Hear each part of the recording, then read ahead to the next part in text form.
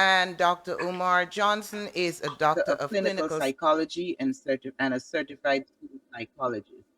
He is an expert on the education and mental health of African and African American children.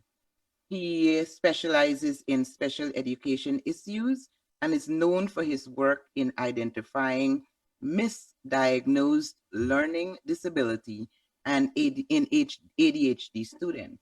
He is widely regarded as the most influential African American certified school psychologist in America, or American history, I should say. And he's arguably the most influential Pan-Africanist of the 21st century. Welcome, Dr. Johnson. Thank you, Queen Mother. It's an honor to be with you. Thank you. Joining us today, we have Ms. Donia Harry and Ms. Corrine Lambert. They are our guest hosts today. That's good evening. Show. And I know your slogan. We will get right into this because we've had some times we lost a lot of time. Your slogan is unapologetically African. Now, yes. Normally use the term unapologetically Black. That's a term everyone uses. Can you explain the difference and or the significance between those two? Yes, ma'am. Actually, unapologetically Black came from my unapologetically African. I invented the concept unapologetically African. And as you know, many of our people here in the West are uncomfortable being called African. So they took unapologetically African and they renamed it unapologetically Black. So I am the father of that entire movement. It began with me. Yeah. I created the unapologetically African movement because I had grown impatient and disappointed with the fact that so many Africans were appearing to be ashamed to be Black, ashamed of our hair, ashamed of our skin, ashamed of our features, ashamed of our language, our dance, our walk, our talk, ashamed of our culture. And so the unapologetically African movement says, God intentionally made me the way that I am. I am proud, confident, and comfortable with the way that I am. I'm not interested in being anything that I am not. And the world is going to accept all of me or none at all. Okay. And so for the individuals who are thinking that using Black as opposed to African, it's sort of a different identification.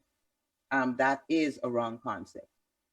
It is a wrong concept, but that concept does help us understand the psyche and the consciousness of the American Negro, who does not want to be African, but will never be accepted as an American. So in essence, the American African suffers from psychological homelessness.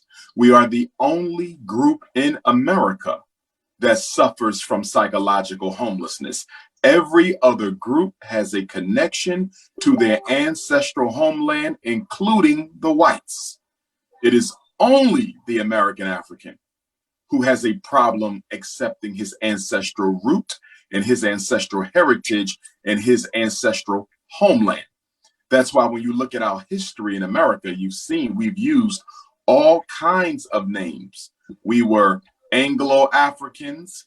We were Negroes with a capital N, Negro with a small n, Black with a capital B, Black with a small b, colored, people of color. We are willing to call ourselves anything except African. And that's coming, we are going to tell us a little bit about the concept Marcus Garvey preached when he was talking to us about having a people going back to Africa in sort of telling us as Black people that we should have a place where we can go to. And I want to, and I'm saying this because as a Black woman or as an African woman, I and other people will say, okay, I am Guyanese, or I am Trinidadian, or we identify with where we were taken to as slaves, or where our ancestors were taken. And we never identify with Africa as our homeland. It speaks to the self-hatred. It speaks to the deliberate self-amnesia that we as African people inflict upon ourselves. It's like when I hear young people say, I'm half Jamaican and half Nigerian.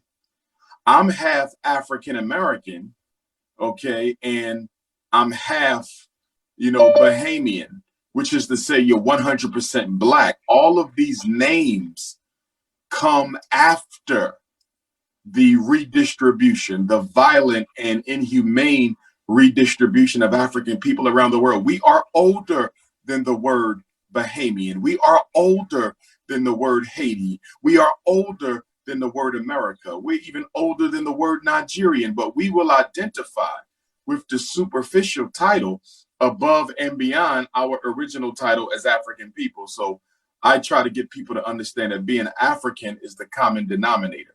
So you are an American African, a Haitian African, a Bahamian African, a Canadian African, a Nigerian African, a Ethiopian African, but we're all African. We are all family. And as Pan-Africanists, we place extreme importance on our common African heritage. We identify as being African before we identify with any flag. We identify as being African before we identify with any nationality. We identify as being African before we identify with any religion. We identify with being African before we identify with any Masonic lodge, temple, fraternal order, or anything else. God made us African. It is the only thing God fixed for you is your racial group membership.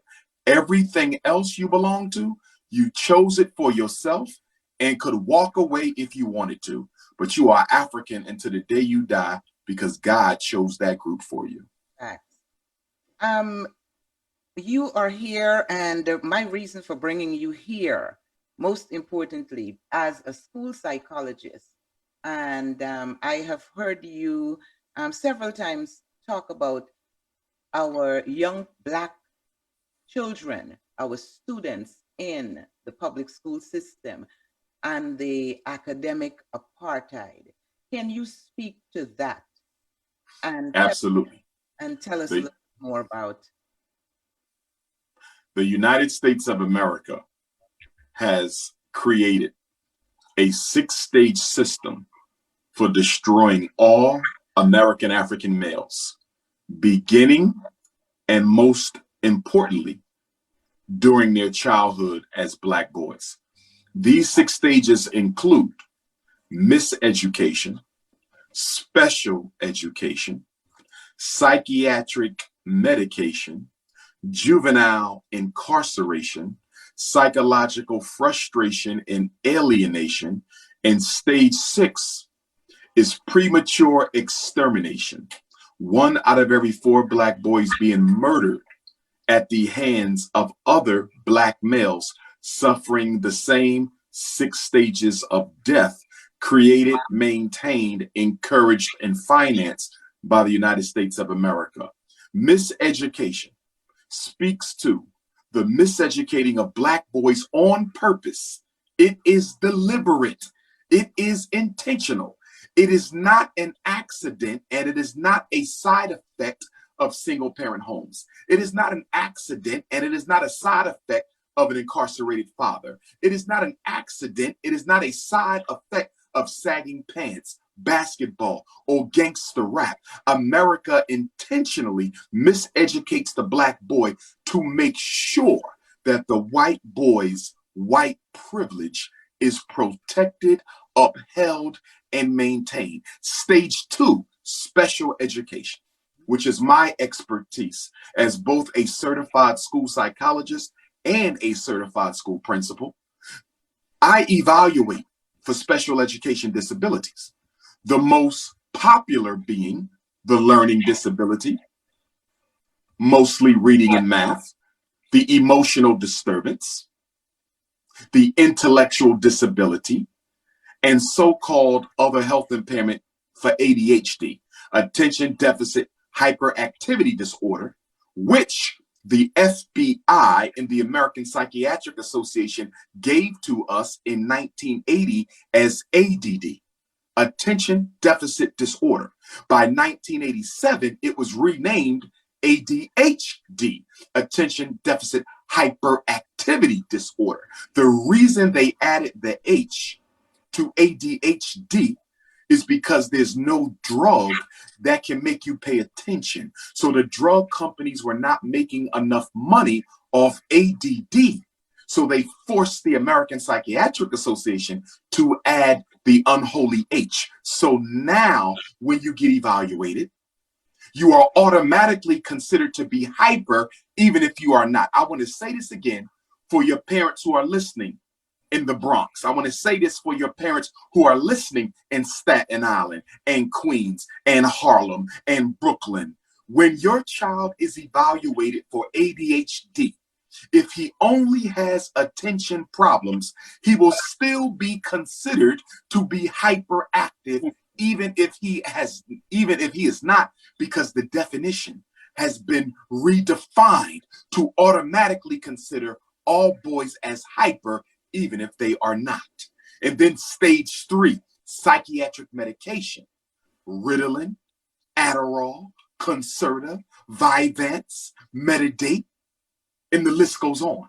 And these drugs that they give black boys in New York City, these drugs that they give the black boys in Houston and Los Angeles and Philadelphia, in Canada, UK, even in Africa now, these drugs are nothing more than synthesized versions of the same illegal street drugs that sent these same black boys' fathers to prison with mandatory minimum sentencing. So help me understand, why is it not okay to sell drugs on the street?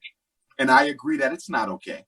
But it's okay to take that same drug that sent a black man to jail for 10 years. You can take that same drug, call it Ritalin, call it Adderall, call it Concerta, and give it to that black man's son so he can sit still long enough to be miseducated by middle-class white females. And you led right into my next question.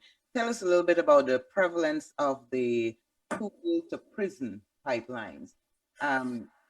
Yes, go ahead. Special education is the main pipe in the school to prison pipeline. Let me say this again.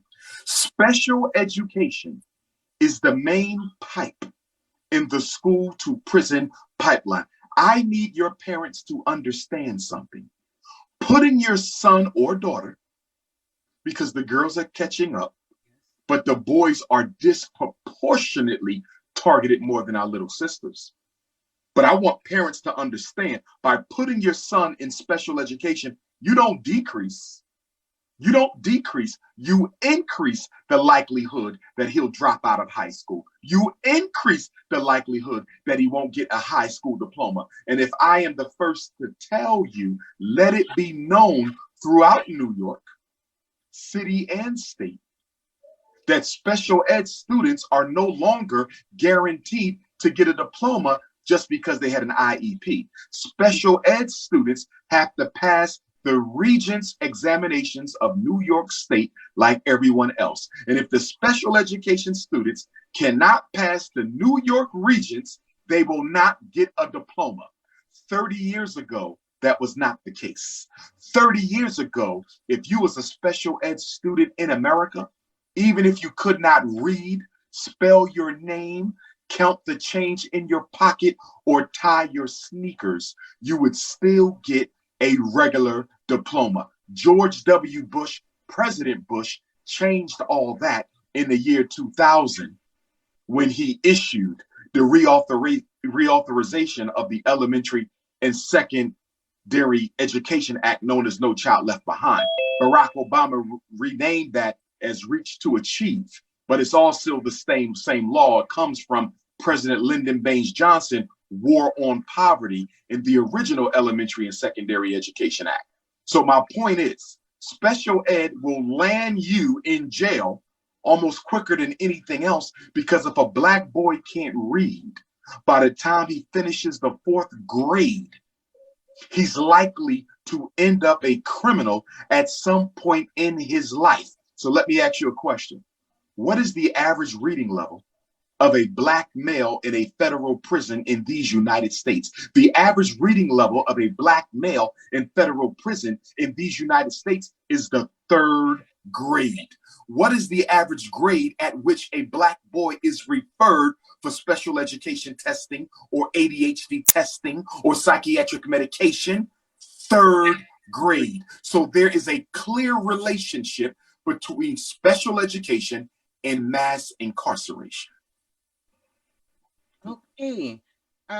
What parents need to know before, because in the school system now in New York, there are lots of students who might be considered hyperactive, but we all were hyperactive. And I'm going to ask another question later on as it relates to our black children being evaluated based on the culture of our black people. What should parents know before they have their children evaluated? Because they try to evaluate children as young as 3 years old, 4 years old for ADHD. What do you think of having a child being evaluated for ADHD at the age of 4 years old, when that child, it's the parent who's making that decision and not really the child? That is an excellent question, Queen Mother. In my new book, Black Parent Advocate, The Art of War for Dealing with America's Public and Charter Schools, which I will be releasing in New York City next Friday, October the 30th. I want all your parents to come out from 2 p.m. until 8 p.m. They can come to the Fun Times Paint Lounge, 1148, 1148 Nostrand Avenue in Crown Heights, Brooklyn. It's free. You just come on in and you can purchase a copy of this new book. There's 3 things that I want all your parents to start doing. I talk about this in the book, but I want to give it to them right now. Number 1, stop going to school meetings by yourself. No African-American mother, no American African father should ever go to a school meeting by themselves, because the school is a criminal enterprise. They will bully you. They will manipulate you. They will lie on you. They will forge your signature, and they will misrepresent your words. You must have a witness who can testify at a hearing or in court to what exactly was said and agreed upon in that meeting. The first big mistake we make, Dr. Linda, is we go to these meetings by ourselves. So stop going alone. Take 2 people with you, 1 person to record everything that they hear and another person to help you advocate for your child. That's number 1. Stop going alone. Number 2, stop signing paperwork on the spot. You should never sign anything just because somebody asked you to. Whenever a school personnel hands you a document that requires your signature, you should inform them that I do not sign anything until I take it home, read it over with my child's other parent, and if we decide to sign it, you'll get it tomorrow or by the end of the week, but you will not get it now. I do not sign on the spot, and we have to stop letting them bully us into signing on the spot, because they do not treat white parents like that. I've tested children in white schools. They do not walk up to white parents and say, sign this and go home, go on about your way. They give it to them in an envelope and they send it home. Only with Black parents do they expect you to sign on the spot, with the assumption being that you don't care anyway. So just sign and keep going. Third and final, and I have a whole chapter in the new book on how to conduct yourself at meetings. But the third and final point, please understand that the learning disability is not a scientific fact. Dr. Linda, I need all your listeners to hear this well. The learning disability is not a scientific construct. It is a professional opinion. When someone evaluates your son, evaluates your daughter, tests them for reading disability, math disability, listening disability, speaking disability, comprehension disability, and they tell you that your son has a learning disability, that determination was not based on science. That determination was based on impression. In other words, you take the same child to one school psychologist, they'll call it a learning disability. Take the same child to another school psychologist, they'll call it ADHD.